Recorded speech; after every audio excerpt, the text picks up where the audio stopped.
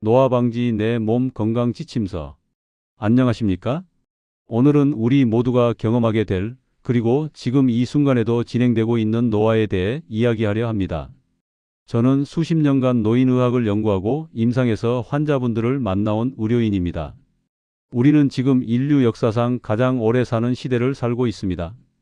100년 전만 해도 평균 수명이 50세를 넘기지 못했지만 이제는 80세, 90세를 넘어 100세 시대를 논하고 있습니다. 이것은 분명 축복입니다. 하지만 여기서 우리가 던져야 할 질문이 있습니다. 오래 산다는 것과 잘 산다는 것은 같은 의미일까요? 수명이 늘어난 만큼 건강 수명도 함께 늘어났다면 좋겠지만 안타깝게도 현실은 그렇지 않습니다.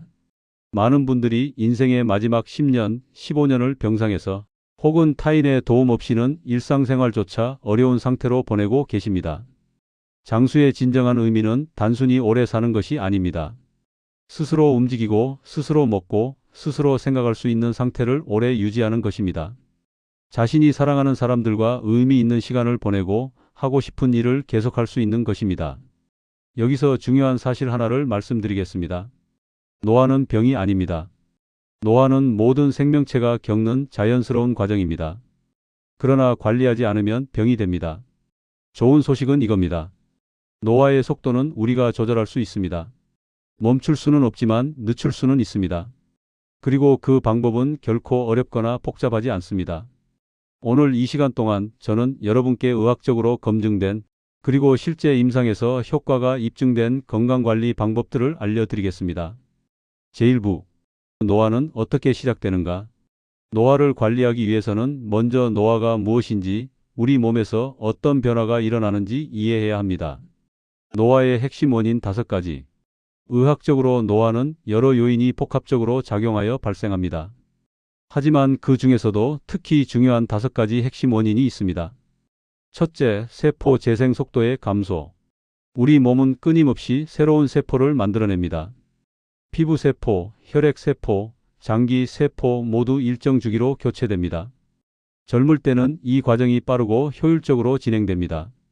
하지만 나이가 들면서 세포 분열 능력이 점차 떨어집니다.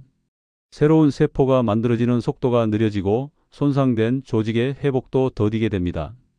작은 상처가 아물기까지 오래 걸리거나 피로가 쉽게 풀리지 않는 것도 바로 이 때문입니다. 둘째, 만성 염증의 증가. 염증은 원래 우리 몸을 보호하는 면역 반응입니다. 세균이 침입하거나 조직이 손상되면 염증이 발생하여 치유를 돕습니다. 이것은 정상적이고 필요한 반응입니다. 문제는 나이가 들면서 생기는 만성 염증입니다. 특별한 감염이나 부상이 없는데도 몸 전체에 낮은 수준의 염증이 지속되는 상태입니다.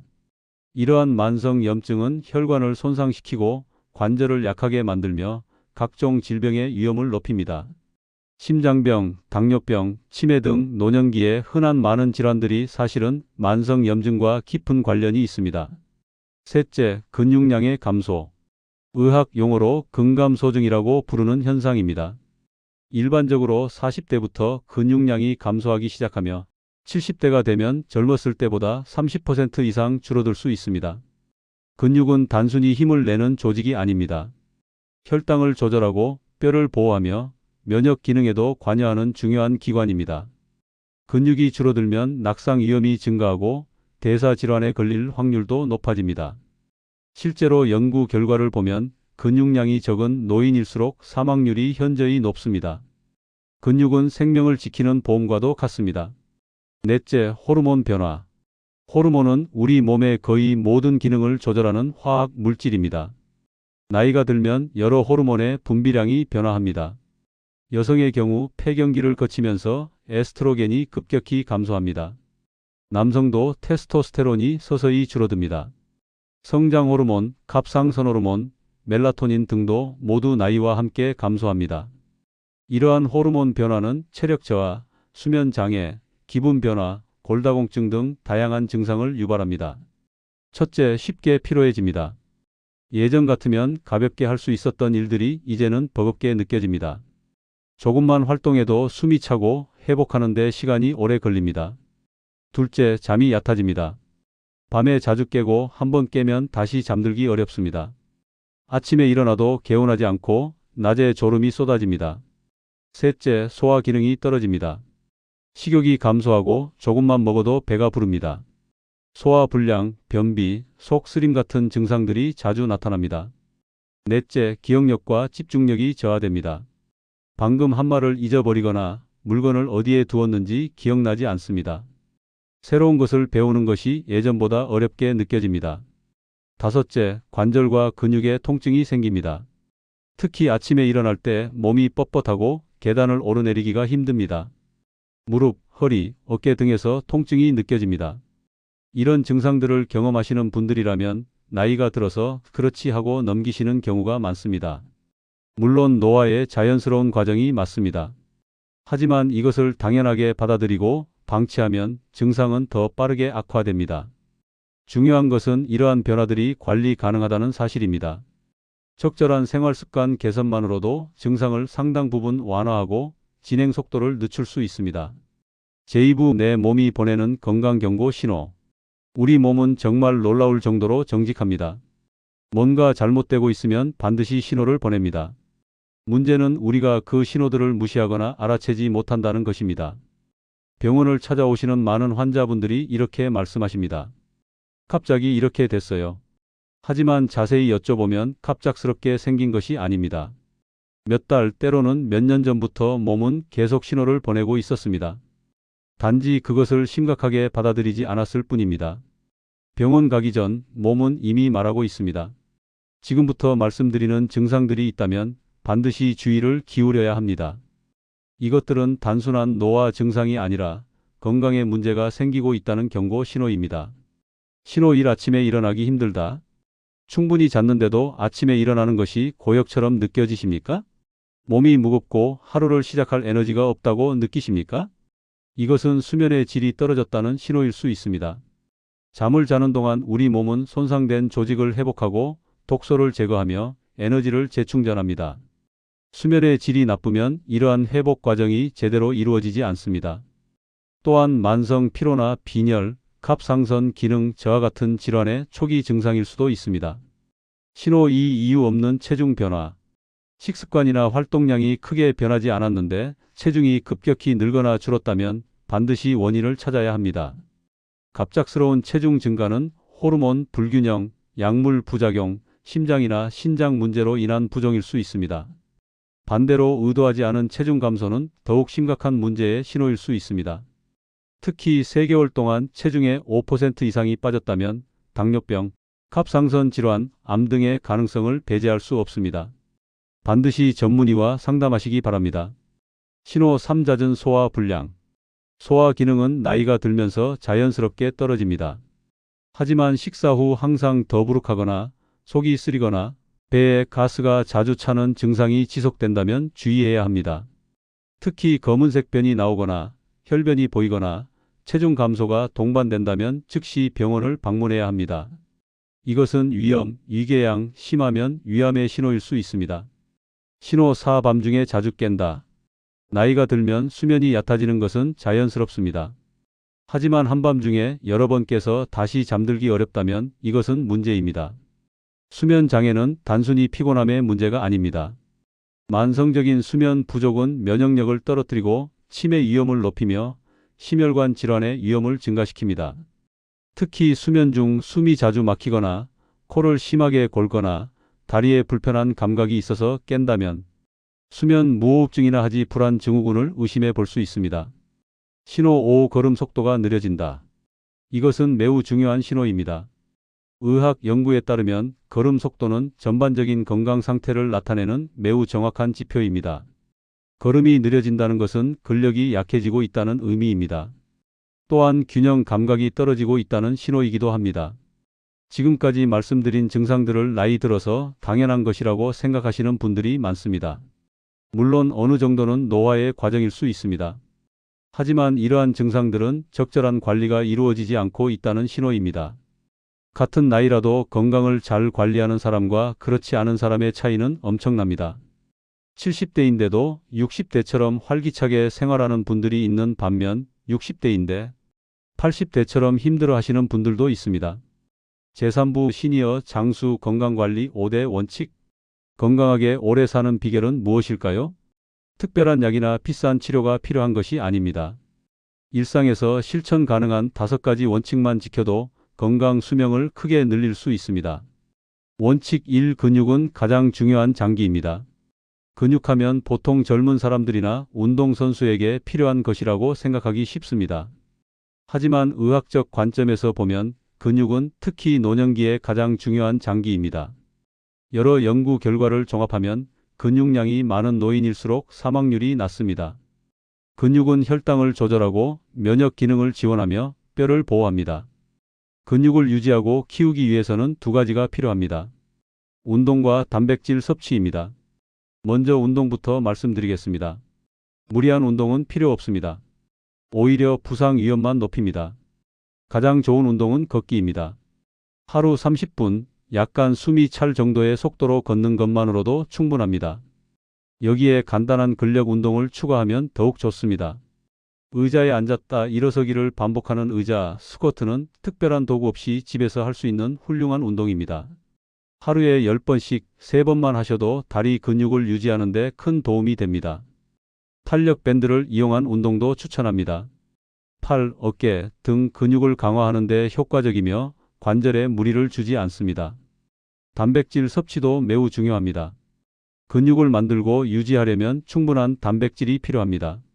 노인은 체중 1kg당 최소 1g의 단백질이 필요합니다. 원칙 2. 염증을 낮추는 식습관.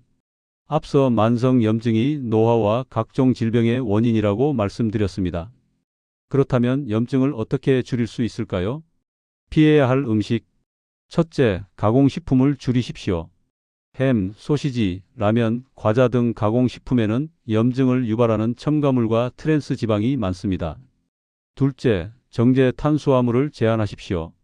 흰 쌀밥, 흰빵, 설탕이 많은 음식은 혈당을 급격히 올리고 염증 반응을 촉진합니다. 권장하는 음식. 반대로 염증을 낮추는 음식들이 있습니다. 신선한 채소와 과일, 특히 색이 짙은 것들이 좋습니다. 시금치, 브로콜리, 토마토, 블루베리 같은 식품에는 항산화 성분이 풍부합니다. 등 푸른 생선도 훌륭합니다. 고등어, 삼치, 연어에 들어있는 오메가-3 지방산은 강력한 항염증 효과가 있습니다. 견과류, 올리브유, 녹차도 염증을 낮추는 데 도움이 됩니다. 원칙 3. 수면은 최고의 항노화 치료입니다. 수면은 단순히 쉬는 시간이 아닙니다. 잠자는 동안 우리 몸은 적극적으로 회복과 재생 작업을 합니다. 뇌는 낮 동안 쌓인 노폐물을 제거합니다. 손상된 세포가 복구되고 면역 세포가 활성화됩니다. 호르몬 균형이 회복되고 기억이 정리됩니다. 수면이 부족하면 이 모든 과정이 방해받습니다. 시니어에게 적절한 수면 시간은 6시간에서 7시간입니다. 너무 많이 자도 너무 적게 자도 건강에 좋지 않습니다. 중요한 것은 시간보다 질입니다. 수면의 질을 높이려면 다음을 실천하십시오. 첫째, 규칙적인 수면 시간을 유지하십시오. 매일 같은 시간에 자고 같은 시간에 일어나는 것이 좋습니다. 우리 몸은 규칙을 좋아합니다. 둘째, 잠들기 2시간 전부터는 스마트폰이나 TV를 보지 마십시오. 화면에서 나오는 블루라이트는 수면 호르몬인 멜라토닌의 분비를 방해합니다. 셋째, 침실 환경을 개선하십시오. 어둡고 조용하고 시원한 환경이 좋습니다. 온도는 18도에서 20도 정도가 적당합니다. 넷째, 낮잠은 30분 이내로 제한하십시오. 너무 오래 자면 밤 수면을 방해합니다. 원칙 4. 뇌를 쉬게 하지 마십시오. 근육을 사용하지 않으면 약해지듯이 뇌도 사용하지 않으면 기능이 떨어집니다. 연구 결과에 따르면 지적 활동을 활발히 하는 노인일수록 치매 발생률이 낮습니다. 뇌는 평생 새로운 연결을 만들고 학습할 수 있는 능력이 있습니다. 새로운 것을 배우는 것도 좋습니다. 외국어, 컴퓨터, 새로운 취미 등 무엇이든 상관없습니다. 배우는 과정 자체가 뇌에 좋은 자극이 됩니다. 사회적 관계의 중요성. 여기서 매우 중요한 사실 하나를 말씀드리겠습니다. 외로움은 노화를 가속화합니다. 사회적 고립은 흡연만큼이나 건강에 해롭다는 연구 결과가 있습니다. 외로움은 스트레스 호르몬을 증가시키고 면역력을 떨어뜨리며 심혈관 질환과 치매의 위험을 높입니다. 가족, 친구, 이웃과의 관계를 유지하십시오. 동호회나 자원봉사 활동에 참여하는 것도 좋습니다. 사람과의 연결은 단순히 기분을 좋게 하는 것을 넘어 생존과 직결된 문제입니다. 원칙 5. 정기적인 건강 체크. 마지막 원칙은 정기적인 건강검진과 모니터링입니다. 많은 질병들은 초기에 증상이 없습니다. 고혈압, 당뇨병, 고지혈증 같은 만성 질환은 아무런 불편함 없이 조용히 진행됩니다. 그러다가 심각한 합병증이 생긴 후에야 발견되는 경우가 많습니다. 체크해야 할 주요 지표. 혈압은 적어도 한 달에 한 번은 재십시오. 정상 혈압은 수축기 120, 이완기 80 미만입니다. 130 이상이거나 90 이상이면 고혈압을 의심해야 합니다. 혈당도 정기적으로 확인하십시오. 공복 혈당이 100 이상이면 주의가 필요합니다. 체중과 근육량도 중요한 지표입니다. 가능하면 체성분 검사를 통해 근육량 변화를 추적하는 것이 좋습니다. 숫자보다 변화 추이가 중요합니다. 건강 지표를 볼 때 절대적인 숫자도 중요하지만 변화 추이를 관찰하는 것이 더 중요합니다. 예를 들어 혈압이 정상 범위라도 최근 몇 달간 계속 올라가고 있다면 주의해야 합니다. 체중이 정상이라도 근육은 줄고 지방이 늘고 있다면 문제입니다. 따라서 정기적으로 측정하고 기록하는 습관을 들이십시오. 작은 노트에 날짜와 수치를 적어두는 것만으로도 충분합니다.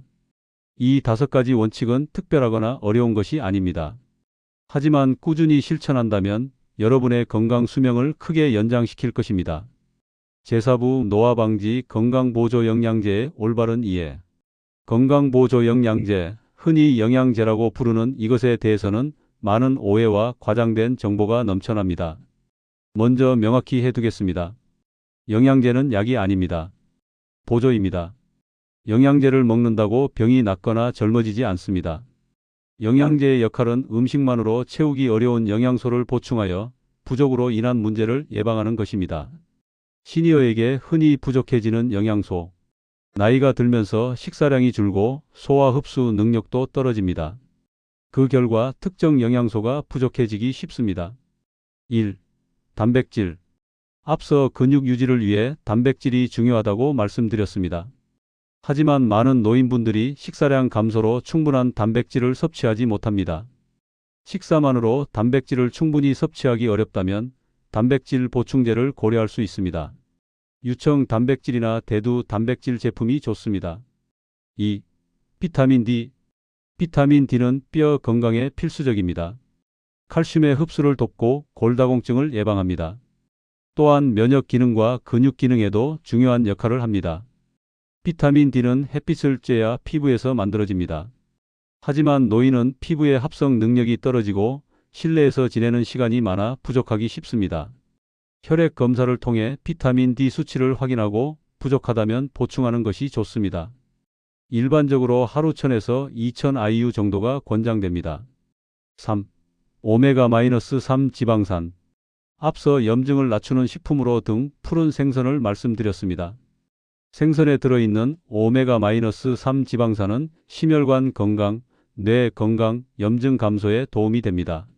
일주일에 2~3번 생선을 먹는 것이 이상적이지만 그렇지 못한 경우 오메가-3 보충제를 고려할 수 있습니다. EPA와 DHA 합계 1000mg 정도가 적당합니다. 4. 마그네슘. 마그네슘은 300가지 이상의 생화학 반응에 관여하는 필수 미네랄입니다. 근육 이완, 신경 기능, 혈압 조절, 혈당 조절 등에 중요합니다. 마그네슘 부족은 근육 경련, 불면증, 피로 등을 유발할 수 있습니다.